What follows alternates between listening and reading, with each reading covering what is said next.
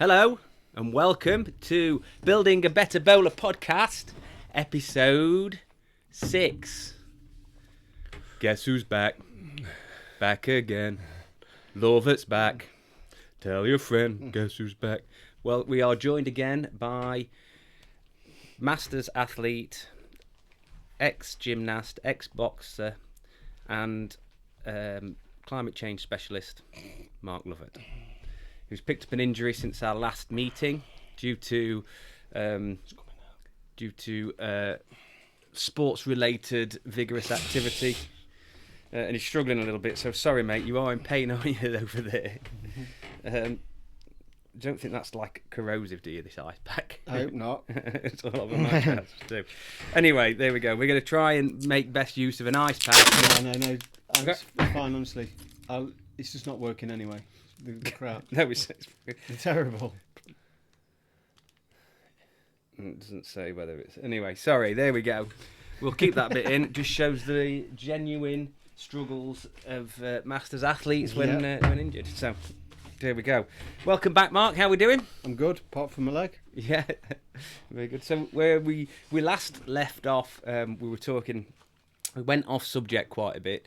And the point of getting Mark in really was to talk about his experience with gymnastic transitioning into CrossFit. Obviously his nutrition as well. So his nutrition's been on point. We've gathered that. We'll delve a little bit further into that. But one question I had got for Mark was, from your experience as a gymnast, being flexy, great at pull-ups and things like that, what one, if possible, something I'd like to get across on the podcast is something simple people can implement to improve their lives and their journey into fitness and in general. Is there one stretch you learnt as a child, as a gymnast, called doing? Is there a stretch? Is there a pull-up? Is there a movement? Is it hollow rocks? Is it negative pull-ups? What one thing, if you could sit there now and say, right, start doing this as a gradual progression. It's never as simple as that. No, it's going to be a terrible answer, this. Well, let's see it. Let's see what it is. I'll be the judge of that. No, there's not one thing. All our listeners will be the judge of that. No, that's the problem. There's not one thing. Oh, it depends. Same answer as Craig. Flipping out. It does, though, doesn't it? And Of course it does, yeah. And it's just a lifestyle thing, isn't it? So it was my life at that age. And it's definitely helped me, like I said before, but... What did they start with? When you start gymnastics, it's something I'd like to start even at a later age. I realise how hard it is. You have to start somewhere and build from it. Where would you start if you were going to teach, let's say, Archie? If I was going to teach Arch,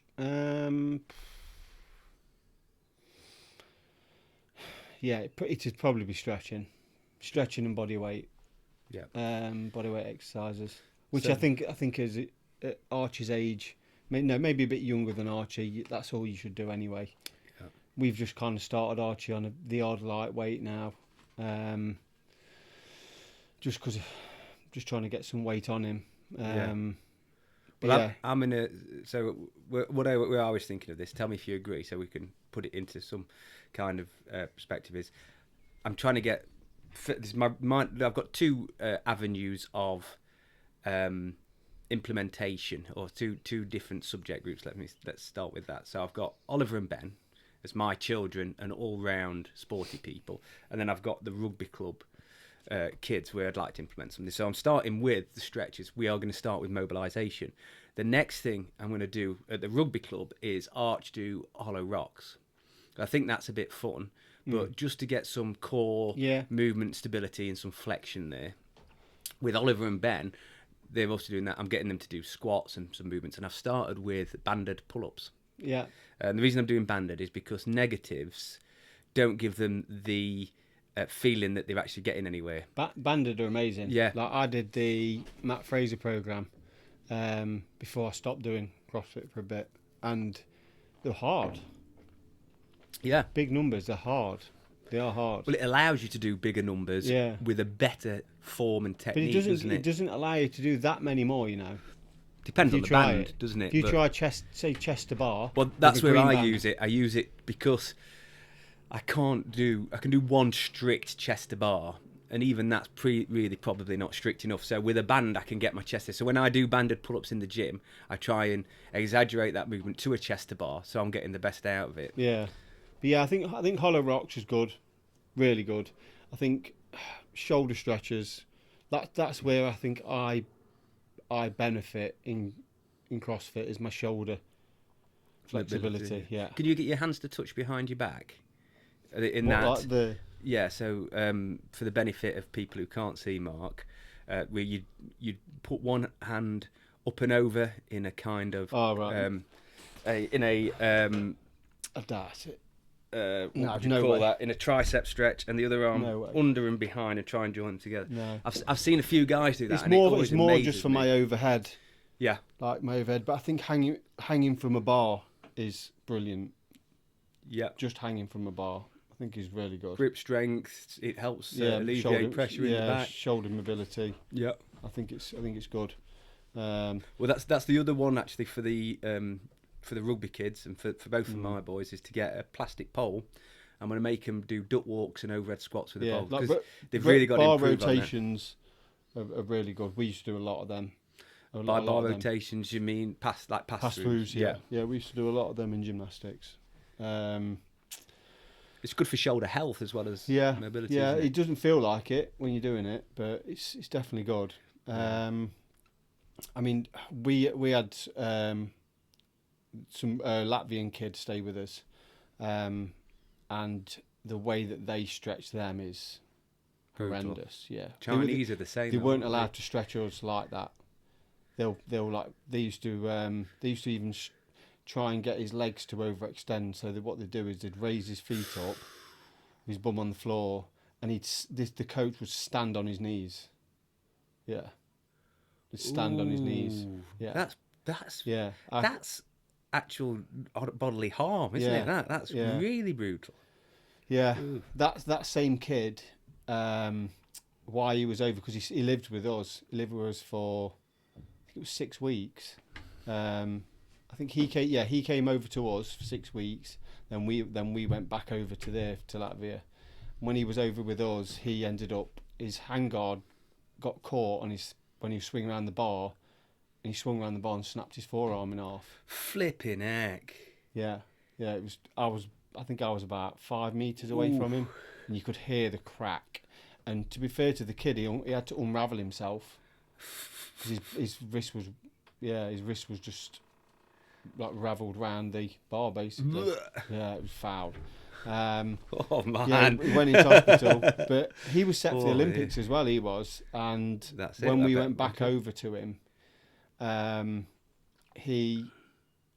took his plast off basically and got him training again, and all his arm was knackered and lumped up, and they'd obviously not let it set, and he's done then, absolutely done. Terrible. Yeah.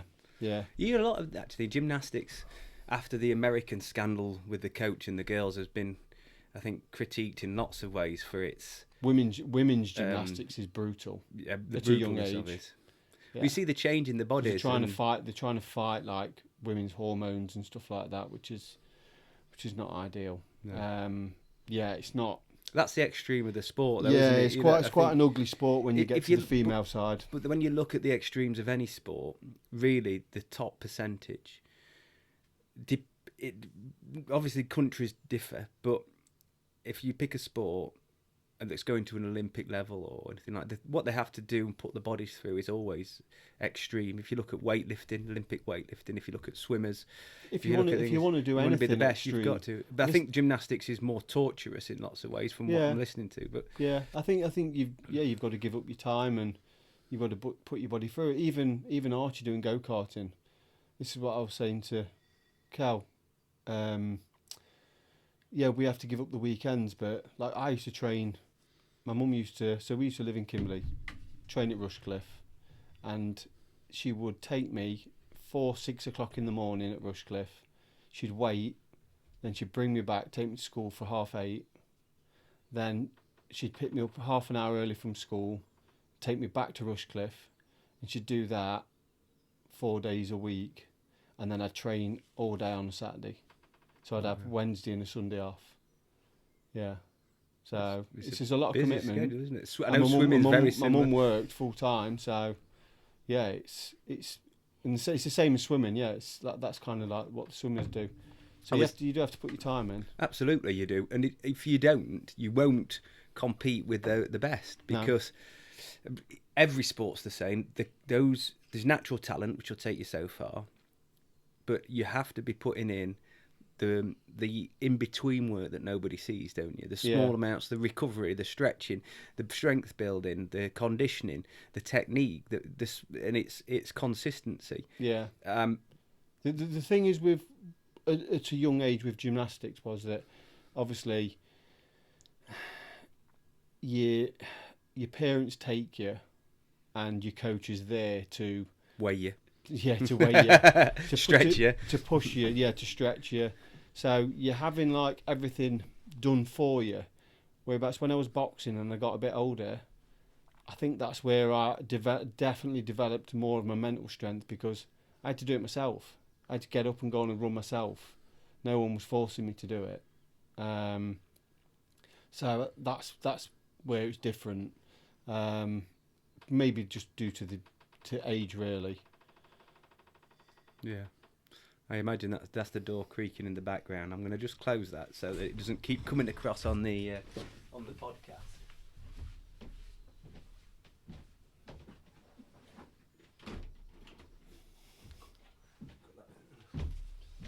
That means I've got to fucking edit this now. What's on that? 11:45. It's not going as smooth as last time, love it, is it? Lack of preparation, mate.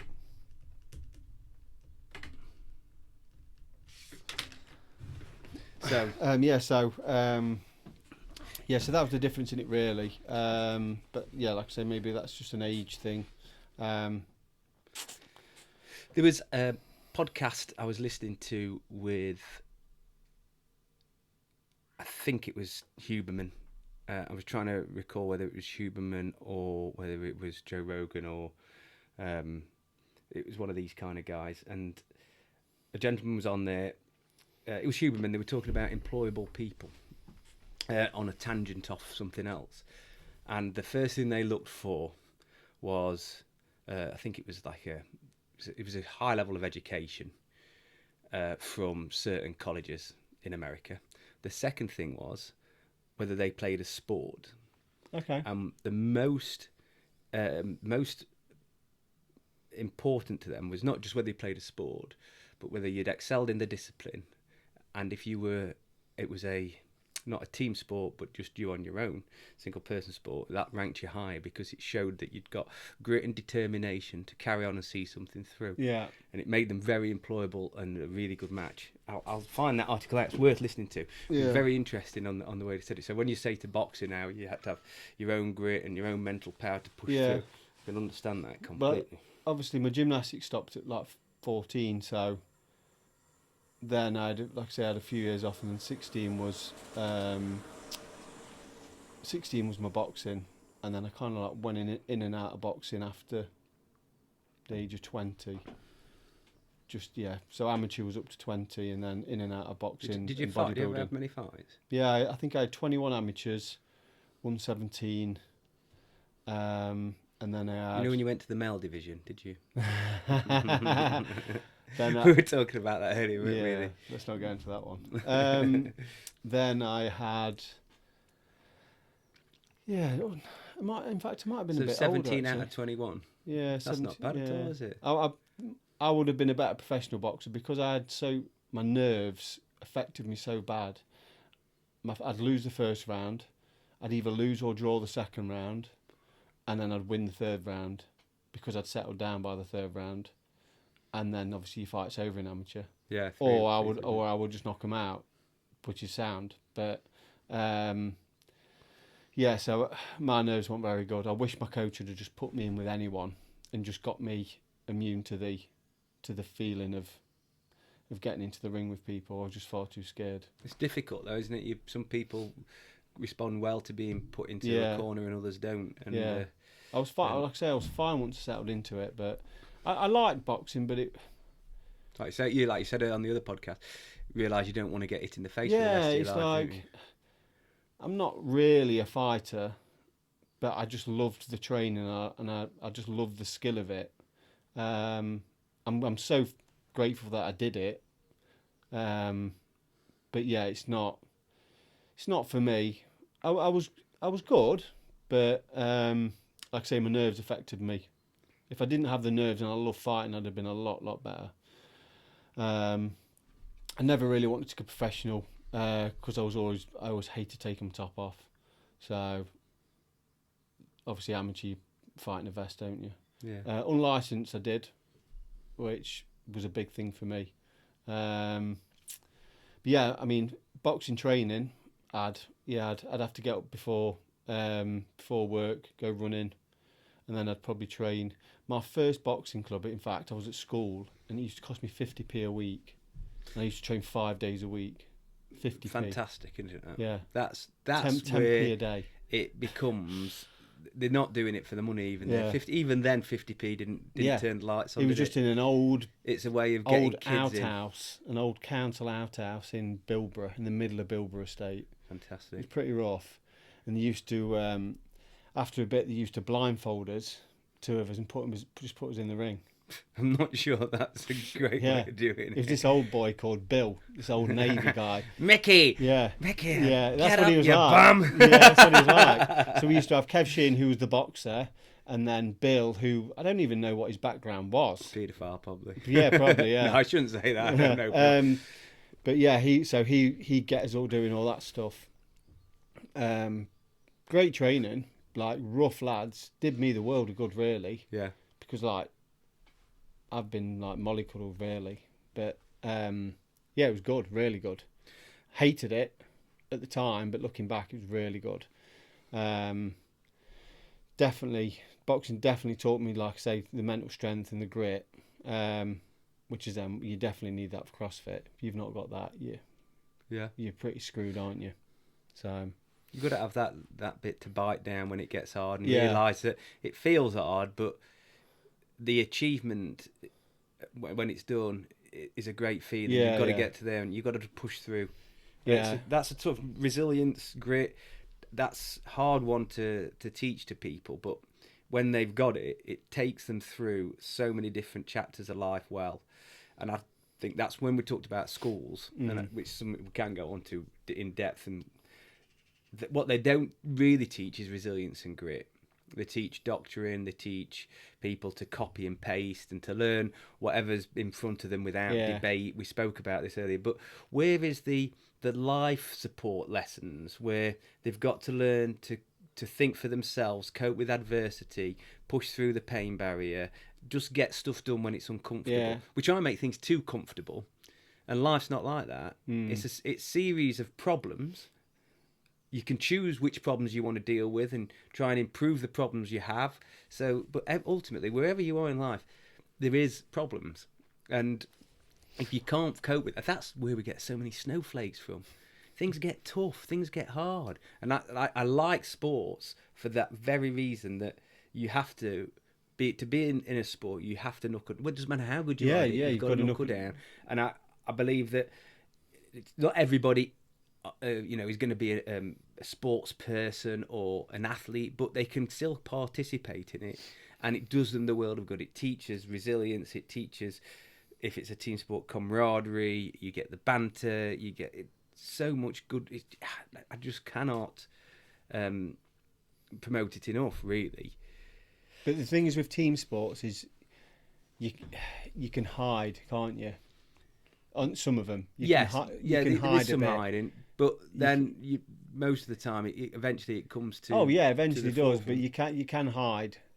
But that's not a bad thing, because yes, okay, you shouldn't be hiding. But what I sort of say to the team, we have 20 kids and 2 teams of 10-ish. Let's just say, to make it simple. Within that is mixed abilities. So on that given day, some of the kids may not be playing at their fullest ability, or may have a off day, or the challenges in front of them don't suit their skill set. So the other guys then have to pick up for them and do a bit more work, they have to work harder. So if you're a more able-bodied athlete or sports person, and you've got a member who is hiding, you've got to step up and help them out. Yeah. That improves your character more than just pointing them out and going, they can't do it. Yeah. And that's another lesson to be learned. So there's always a positive in the negative. Yeah, that's what I do like about pairs wads. Yes. In CrossFit, I do like it. If one of them's dying, the other one can step in, and vice versa. But Yes, I've never played team sports. It's less nerve-wracking, isn't it, when there's two of you? I've never played a team sport, so I don't really know. I've always done individual. I've noticed. But I think you've played rugby a bit though, didn't you, when you were younger? Only at school. I used to enjoy rugby. It was good. Great sport. Yeah. So so my boxing, I didn't really nutrition in my boxing at early age. Again, zero nutrition in amateur. Didn't never had to make a weight really. You just fight at whatever weight you was. At that age, to some level, you out-train your diet, don't you? If you look at boxers, most of them become... The boxers I know, the guys I know who boxed, all look great, and they just trained loads. Yeah. You know, that's in fact, all they it ate is, as much as they could because they were training so much. Super fit, super agile, and maybe, contrary to belief, although they were fantastic in a ring, never fought outside of it. They weren't scrappers. And they probably could have floored people. You can't. You have to be so careful. I got into a fight at 17 because of the licensing. I got into a fight at 17 in Kimberley. Guy did something to my mate's car, and we'd had a bit of problems with him for a while, and I ended up smacking him, and he ended up breaking his cheekbone. You ended up breaking his cheekbone. No, his cheekbone broke. It just happened. Yeah, and he took me to court. He went to Crown Court. This was 17. They took my boxing license off me. And luckily enough, the lad was a bit of a wrong 'un, and he'd got people to stand up for him in court that actually weren't there. Stupidly, there was loads of people there, but they chose the two that actually weren't, and so they were lying. It was clear they were lying, and actually, my dad's friend knew the judge from a gentleman's club. And his speech at the end of it was amazing. So I got away with it, but it definitely taught me at an early age that you just can't go doing stuff like that. No. I can remember I worked the doors from 19 to 20. 18 to 20, I think it was. Something around that. I want to see pictures. I think I have seen a picture of you then. Yeah, there is one. Yeah, I don't think there's many pictures of me. I'm sure you've showed me. I just imagine it's like you've been stung by a bee all over and swollen up. Yeah, I was a bit swollen. Obviously, taking steroids, which I don't regret taking steroids. It was just more. I wish I'd have educated myself a bit more, and definitely not took them at that age. Far too young. So how old are you there? 18. Full of testosterone anyway, I suppose. Yeah, stupid. Yeah, I've got stretch marks on biceps under my armpits. We were talking earlier about trans athletes and the role testosterone plays in identifying now whether, or what they're trying to bring in, whether they are compatible with a female genre of sports when they're a male with lower testosterone, etc. And one of the comments I'd made, and I sort of stand by, is that as a man going through that, you've had years of extra testosterone levels, which changes your body structure. It definitely changed mine. But then when you put an extra in, but throughout that time, whether you take extra testosterone or not, your body has a time to harden, strengthen that a female body doesn't. So even when you're then dropped to a lower testosterone level, your body structure is different, physics different. Because it's not obviously not just your test levels. Like I have tests now, but I monitor my blood, so I have my bloods done. You're doing TRT, aren't you? Yeah, it's called a TRT. People hide behind TRT a bit, but I think it's different for everyone. It's a bit of a trial and error game. But I monitor my blood, so and I don't have my test levels out the markers. So just for people who don't know anything about this, so TRT it's quite big in America. There's a number of high-profile speakers who talk about this. As you get older in life, your testosterone, as a male, so we're talking just for the male population, your testosterone levels tend to drop. It's very common. They do drop. They're dropping anyway as a male species. And it's been shown that if you take a small amount of testosterone to bring it back to a more youthful level, you feel more vigorous, your strength is better, your energy levels are better, and there's potentials on longevity of life and all over health benefits. It's being studied further, but all the signs show that it's really beneficial. So by monitoring your bloods and by taking the small right amount, you really get a lot of gains from it. I've got several people I follow who do it. I don't at the moment, but I'm very interested in it. I have a very high testosterone level anyway, I believe. Full of it. Full of summit. You think but I don't know. You just don't know. I don't know. I need to do it. But it goes back to when we were talking with Craig about getting blood work done. You don't know your markers until you start measuring them. And at some point, I've really honest and clear about this, that when I get older, as I see a decline in my ability to compete and move at the standard I want to be at, I will certainly investigate and probably start on something like that. Because I just think you want to feel as good as long as possible. But doing it as a young 18-year-old when you've got everything is daft, isn't it? Yeah, it's foolish. But at the time, I had a load of my mates, Sus and Decker, they used to pop down. That was the first drug I took. Was it? I'd never took any other drug. And that's what it was, Sus, Decker, Dynabol. Stupid, really stupid. Well, I did other drugs, but not that. Yeah. Which is daft, isn't it? Like the ones that would have made me bigger and stronger. I was terrified it of helped that, me, but I was doing all sorts of other things. It forced me to like look into things more and study bodybuilding, which what I was doing at the time. But yeah, like it's surprising how much. So I had my bloods done with no test at all. I was on no test. I had a bit of Anavar actually. I had a blood test while I was on Anavar. People say Anavar is really safe, but it definitely affected my blood. Definitely, I don't like to see things in the red, so I wasn't really happy with what that was doing. Didn't really. I just took it because it was tablet form, and like this was not long ago, probably. Isn't it funny that's 2 years something ago. like. One thing that always put me off from trying any steroids was the fact I always thought it was a needles. Yeah. And then I know I used to train at a bodybuilding gym when I was younger, and a couple of the guys started with Winstrol, I think it was, and then one of the guys is like, "Oh no, you can have this and it's tablets, but you've got to be careful because it gives you stomach ulcers and stuff." It terrified me. Yeah, it can At be the quite same time, toxic. though, I was taking other drugs uptown on a Friday night. I didn't know what the hell they were, and it was probably much worse. But I mean, I was always fat, so I was always scared. Not always fat, but I tended to be fatter. So what I wanted was a magic pill to make me thin and ripped. Yeah. They all were smaller guys, wanted to look pumped and massive. And it's probably being fat probably saved me a little bit. Yeah. But so you were. Yeah. So basically, I had my bloods done, and they were.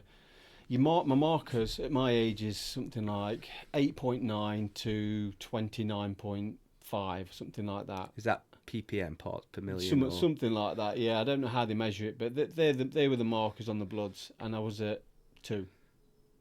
So I was low, really low. But I think it's because Anavar, it's like stops your test basically. So anyway, I came off that, had enough time off that, had my bloods done. I'd probably had a good year off, and had my bloods done, and they were at 18. That was at 18. So I was about like just over midway. So I thought, right, well, I tried half a milligram, half a mil of cypionate, which is 200 milligram per mil. So it's What's that? It's the level of test in the mil. So like cypionate. Cypionate, yeah. So you've got an anthate, which is 250 milligram per mil. So I started with cypionate, and it was half a mil, so 100 milligram per week, which is lower than the recommended TRT, and it took me up to 21. I had my bloods done again after like 3 months. It took me up to 21. So I thought I've got a little bit more to push at that, so I'm still in my markers. So I went up. Now I have half a mil every 4 days. And is that injected or Injected? Yeah, my friend does it. Yeah, you fucking hate. I know you told me that before. You don't like it. So yeah, and then I just need to have my bloods done again. As long as I keep it in the 29, like the 30 mark, I'm more than happy. What's the risk if you go over that then? Well, this is the thing. So it's been demonised, hasn't it? Test. It's supposed to be a really, really safe drug if you like look into it. If you look into it more, should I say? But it got demonised. It got linked with prostate cancer, and I was watching a Joe Rogan actually, and there was a guy on there, and he was basically saying that this stigma has been attached since 1946, I think, and there was a trial done, and this trial with test had 3 people in it. That's not a trial. No, it's not a trial. One was chemically castrated anyway because he had prostate cancer. The other one left the trial, and the other one got prostate cancer. But then another trial. How old were these guys? Do we know? I don't know. Because everyone gets prostate cancer more or less anyway, don't they? I mean, you'll either die with it or of it. That's what they say, don't they? The percentage of people that get prostate cancer is about, males, is about, I'm sure it said 4%. I think no. I think one in 3. 30, no, it's not. People who will have prostate cancer when they die, I'm sure it's 1 in 3.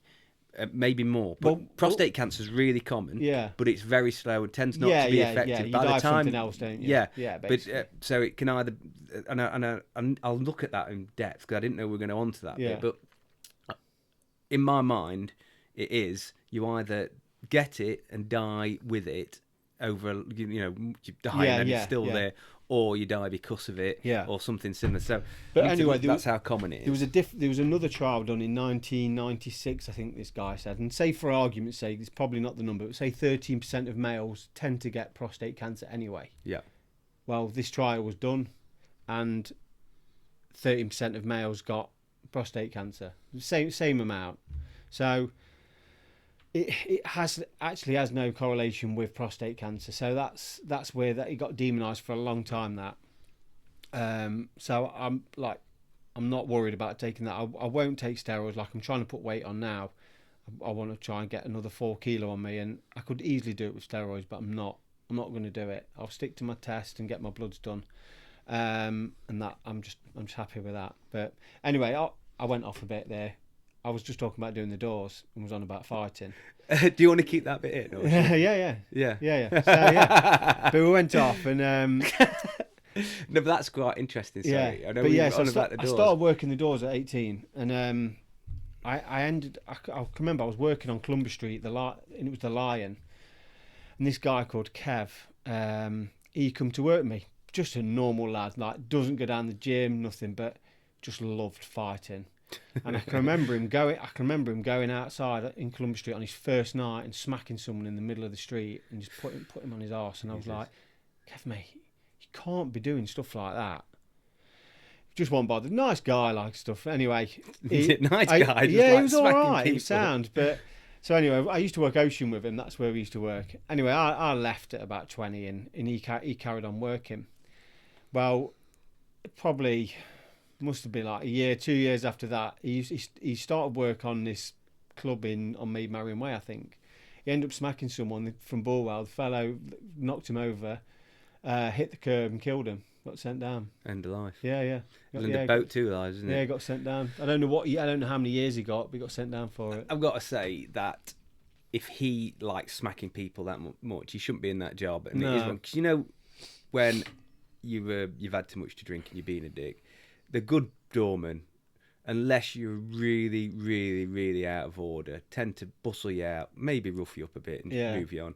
As a kid, I got thrashed a few times by bouncers. Yeah, I've had a few run-ins with them. Yeah, the good ones kind of kick you out, maybe roughed you up a bit. But I know a few times, I was 14 when I got pinned in a doorway by 2 bouncers who really went hell for leather on me. And luckily, I come off quite well. But there was no need for it. No. And the next time I went in, I smacked one of them, and then I got another beating. Yeah, it's, At 14, though, it's they're just beating kids up. Yeah, it's just no good. Like I'll say to Archie now, like he's 11, and I'll say to him, someone hits you, mate, you hit him back. Yeah. But I say it, and then I would hate for something to happen like that to him. But at the same time, I want him to grow up not taking grief off people. Absolutely. Well. You don't want him to be always victim. No. I'm in a flux with that because, so my cousins, a very good friend of my cousins, Ripley used to be known for fighting. I was scrapping all the time as a young lad, and my cousin was from Swanwick. A friend of his, two brothers and a group of them came to Ripley. There was one fight, and some lads younger than me were scrapping with some of these Swanwick lads. Kicked him on the ground, killed him. So he died. My mate Tom, my cousin's mate, he died. It was massive. I mean, catastrophic for him, for the guy who passed away. Obviously, his brother. I mean, it changed everybody's lives. For the guy that went away, it was a bit of a bugger, but I mean, it changed him. He went to prison. Everything. I mean, really, it was shocking. And that was from one little fight. I've had a few fights that have nearly gone wrong for me or for them. And then my brother's stag do, we got into a scrap. It was just me and him left. I was quite fortunate. I managed to stay on my feet. I'd not really got anything wrong. They stamped on his head. And when I turned round, he was just lifeless on the floor, blood pouring out of his head. And I was like, it shook me. I thought that was it, because he was in massive pool of blood. But at the same time, if we couldn't have fought, we would have legged it. We would move on. So now look at my two, who are not real fighters. And part of me wants them to teach them to fight so that they can stand the ground. But another part of me wants to teach them to run faster so that they never have it. You have loads of people who never get into a fight. And you're like, I've never had a fight. You're like, well, that's surely better.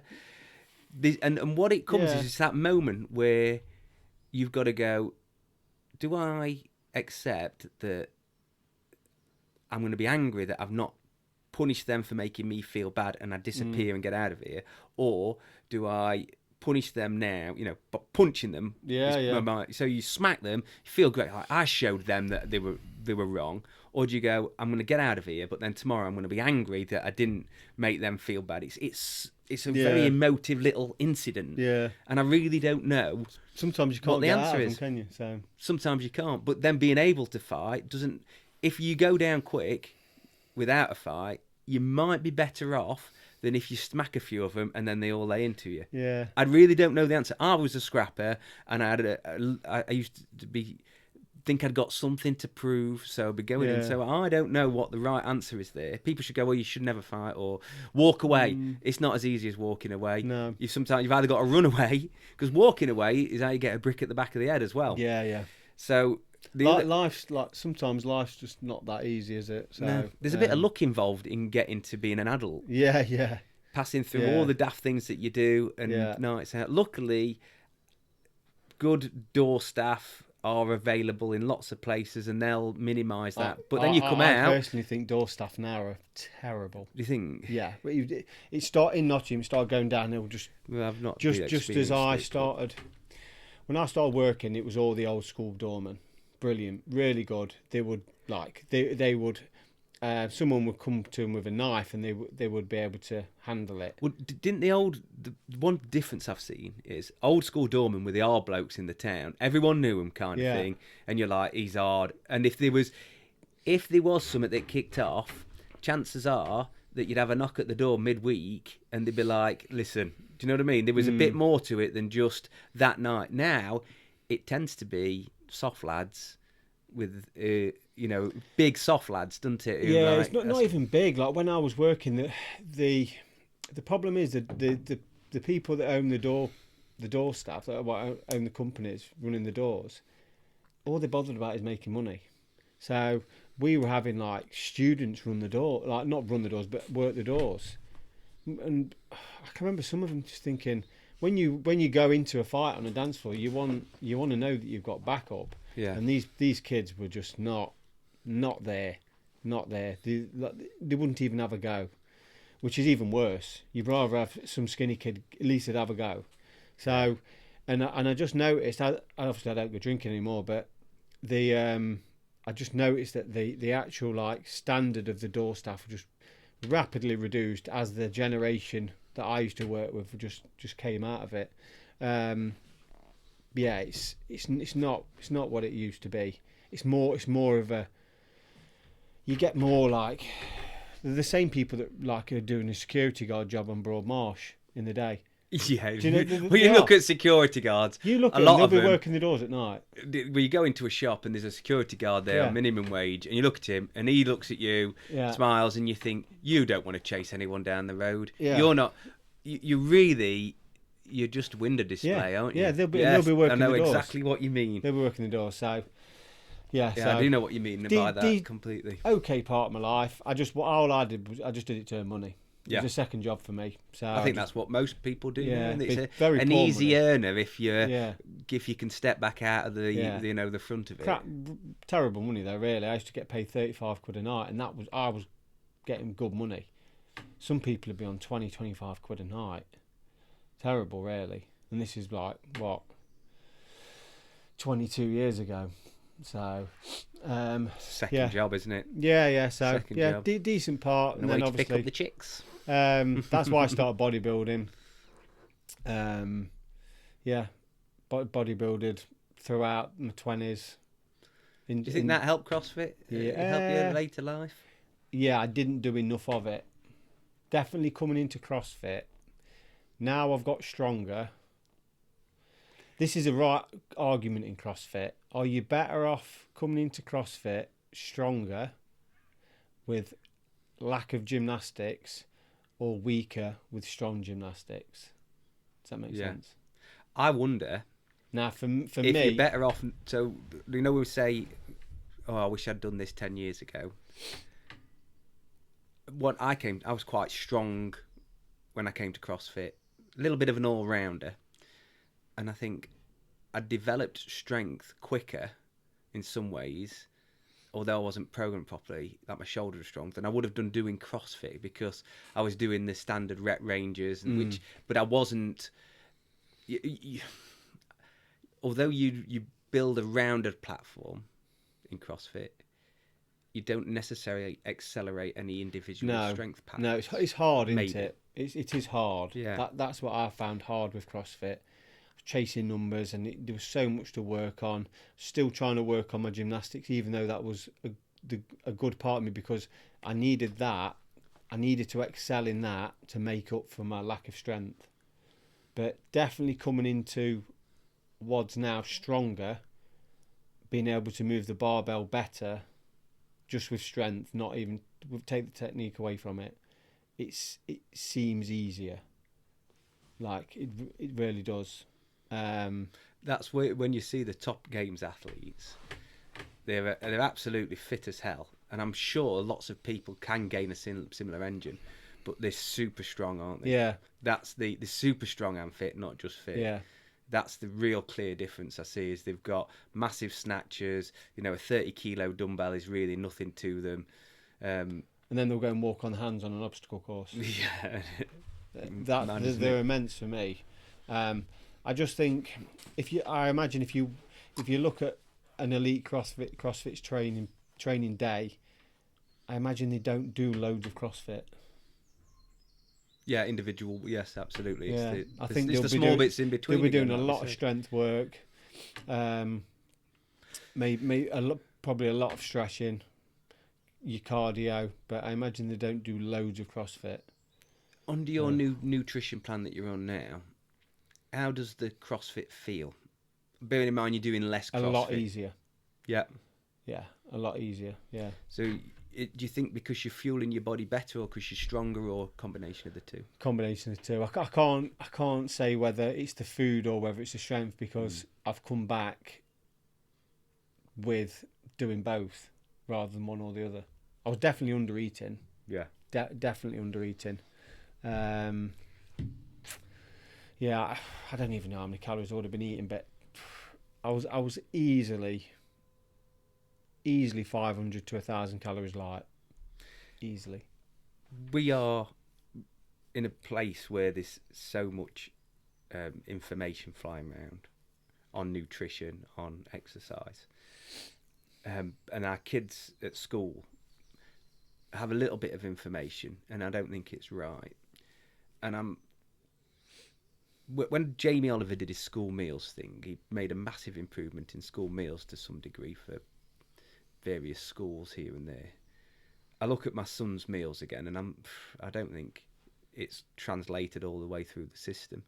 But they're not being educated on what to eat. And if they have a really good, healthy relationship with food and eat well, they can enjoy it and perform at the best level and build brilliant bodies with a fantastic beginning. They really are. You know, if you've got a plant, you plant it in crap soil and don't feed it, it's never going to be the best plant.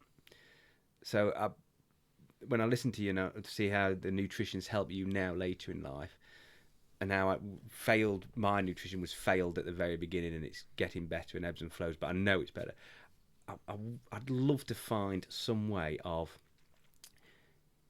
putting into the school curriculum nutritional based education that's practical. But I know you don't agree with the school system.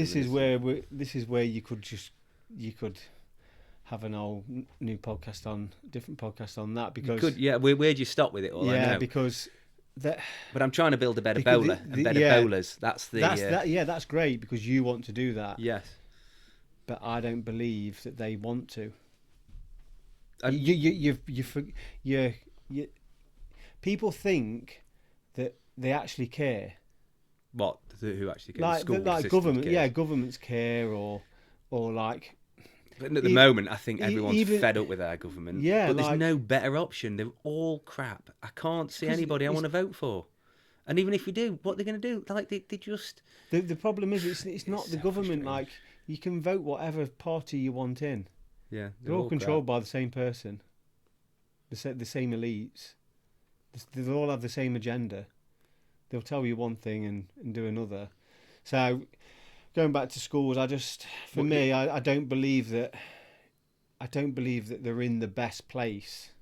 I really don't. But I don't know what the alternative is at the moment. But if they wanted to teach the kids about life, they'd teach them like they'd use mortgage interest rates as an example in your maths lesson. In cooking lessons, they'd use nutrition, and you wouldn't be baking cakes. Do you know what I mean? Everything they're doing is like if you look what we would have made at school, it would make you diabetic. It is right though. Do you know what Oliver made? So he's quite a passionate cook. He's flawed in lots of ways in his approach to things, like tidying up after himself and stuff. But he had to make pizza and a side dish. I think it was hard to get out of him. I'd argue the pizza's not that bad. No, do you know what he made? He said, "This is brilliant." I thought, fantastic. He made a mess of everything. He made a pizza, and he made a side salad of basil, tomato, mozzarella, and slices of different like vegetable crudités. Yeah. Nice. But he presented it. He says, "So what you got to make?" So I'm going to make a pizza, and I'm going to do this, and I'm making a side dish of that. But it came back, but it was his salad was a Tupperware tub that had been in the sun. And luckily he'd gone, so I'll eat some of that later. Honestly, it was like sweated. Yeah. It was all lint. Yeah, it was horrible. But in fairness, he'd done it, and I need to him. Yeah, I need to delve a little bit deeper on that. Yeah, on why he did it. But he's pretty good at making stuff, and he's got an understanding of food in a better way. But just knowing when we're driving to karting and me and Archie will be talking, when I try and teach him anything, he never wants to listen to me. It really annoys me, and I keep saying to him, like, me and your mum are really like the only people that are going to want to help you on this planet, really, like, that you can rely on. So I'm sure you're going to come across as other people. You want to beat you at anything is Archie. You don't want anybody else. You don't celebrate anybody else beating you, really, do you? As much as you can have some banter with me. Yeah. You don't want me to beat you and stuff, but you want Archie to be better than you, and that is because you love him and he's thinking like that. That's what kids have got to understand: is you parents the only people who really, really, genuinely want you to be better than them. Yeah. Everybody else doesn't really want you to. They want you to be close enough so they can go, "Oh, well done, mate." Yeah, You know? yeah. So when I'm telling him things and he's just not listening to me, I'm sure it's an age thing, but really annoys me. But Sorry, what were you saying, mate? I was. So when we're on the way to karting, I'll say to him, like, we'll be talking about food, and I'll say to him, what's the carbohydrate in that meal? What's the protein in that meal? And to be fair to him, he will answer me, but he soon gets bored of it. We only have to run through one meal and he'll get bored of it. But it's better than nothing. It's better than probably what he's getting taught at school. Yeah. I bet you they're not getting taught what protein, how much protein you should have. Even though I suppose it's because it's a bit of a subject that's got a lot of different angles. I was with someone at the weekend who said, really, your body doesn't need protein. And I was a bit like, I agree with you on a lot of stuff, but to not talk that. about breakfast being the most important meal of the day. It is, if you are looking to, to get the best cognitive function and muscle repair in lots of ways. But if you're having a sugary snack, I would argue, if you're having cereal, you're better off actually missing that and not having the sugar spikes and the drop after. You've got a much better level of energy throughout the morning, feeding off your own fats. Yeah. Than you have if you go and do that. Obviously, there's different angles on that, but there's certainly. I've got somebody coming on who's very good on nutrition, and we were talking that's going to come in a week or so when we get a chance. The prescribed amount of sugar for a child is about 30 grams a day. Right, it's a lot, isn't it? That, but when you take into account that a bowl of Rice Krispies, and a yogurt, like a sweetened yogurt, some milk, you're probably already there. If you have an orange juice, I was just about to say, like, an orange juice, you're there. So if they go and have an ice cream, I think a Magnum's probably got more than 30 grams of sugar in. Yeah. Mine are terrible for trying to pick up sweet stuff. It is a constant fight to stop them doing it. You just have to make sure it's not there. Archie's ice creams. 30 grams. He's not really a chocolate person, or he's definitely not sweets. He won't eat sweets, but he's ice cream. Like at the weekend, he'll bash Magnums, and sometimes it's just hard. Like at Carter, because I have to mechanic for him. It's hard to like monitor what he eats, how much he eats, how much he drinks. So difficult, as well as do what I need to do on the cart. So, yeah. But he did well this weekend, didn't he, mate? Yeah, did. Won British Championships. Yeah. Fantastic, top lad. Yeah, and then we're over to Italy next week for 2 weeks. So yeah, that'll be good. Hopefully, if he wins the Europeans next round, he's won the European Championships before the end of it. Fucking yes. Yeah, so that's what we want, so we can enjoy the last round. Yeah. Yeah. Got a new sponsor, hasn't he, as well? Yeah. Invested Athlete. Fantastic. I've heard their clothing. Yeah. Just one word from our sponsors. Invested Athlete. The clothing for everything. www.investedathlete.co.uk. Apparel for every eventuality. Thank you for the word from our sponsors. Just like and subscribe to keep this episodes on the air. He was telling his mate actually at the weekend. He was like, Dad, what's that sponsor I've got? And I was like, Invested Athlete. And he was like, yeah. And he was like, what does it do? And I'm like, it's clothing. Even though it's not just clothing, it's athleisure and apparel for all eventualities. Yeah, even though he didn't have one stitch of Invested Athlete clothing on. Sorry, mate. You need to work on that one. Yeah, that's coming. It's because I left his socks at home. But, so I don't know where it was, but so we're obviously going on to being a bouncer, moving into CrossFit, but I don't know how much time you've got. We're at nearly an hour already. For CrossFit, for nutrition, somebody who's not got the athletic background, the gymnastic background you've got, what advice would you give? And I know one that I could suggest for you if you're struggling. Well, I'll start with that one. So if you're looking at improving your gymnastics and you're not from a gymnastic background, Mark's very good at this, and could possibly be a gymnastics CrossFit coach on the side. EMOMs, something I took on board. Unbelievable. Gymnastic EMOMs. The best. After every session. Do you want to go into that a little bit? Yeah, that's what I do. That's because I train at home a lot. 10-minute EMOMs. That's every minute on the minute. Yeah. You do a number of exercises for people who don't know the CrossFit term. So if I want to build up my toes to bar now, obviously with me being a bit heavier, my numbers are going to be down. But I'd probably start at 10.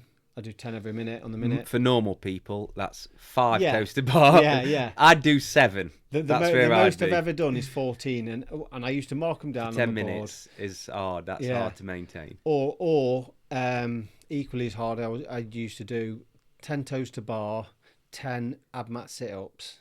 Ooh. Yeah, that was a nasty one. What, alternate minute on minute or no, together? Together. Ooh, mate. Yeah, savage that one, but I was a lot lighter then.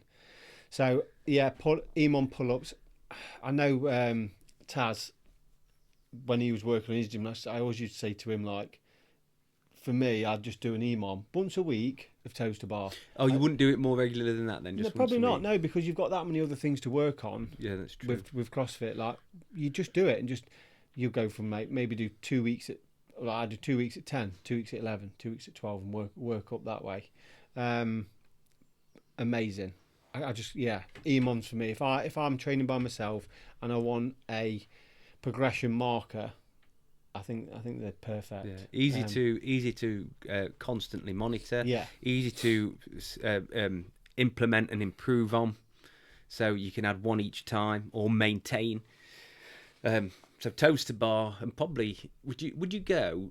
I suppose it depends on your ability. I was going to say, would you do chest to bar or muscle ups or chin ups, or would you? I've never done an EMOM of chest I do chest to bar. I do pull not ups, muscle ups. Not muscle ups. No. Yeah, I've never done that. But I've done ring muscle ups, but never bar muscle ups. Only because I can't do bar muscle ups at home. Of course, you bang your head on. Yeah, it's just a little bit too. Not enough space. So basically, I don't know how many chest to bar I do, but yeah, for me, if anybody wanted to improve the gymnastics, they are perfect. Absolutely perfect. Handstand push-up EMOMs. Yeah. I would, if you haven't got handstand push-ups, or even if you have, for me, I can do handstand push-ups quite well. Kipping, I'm very good at them.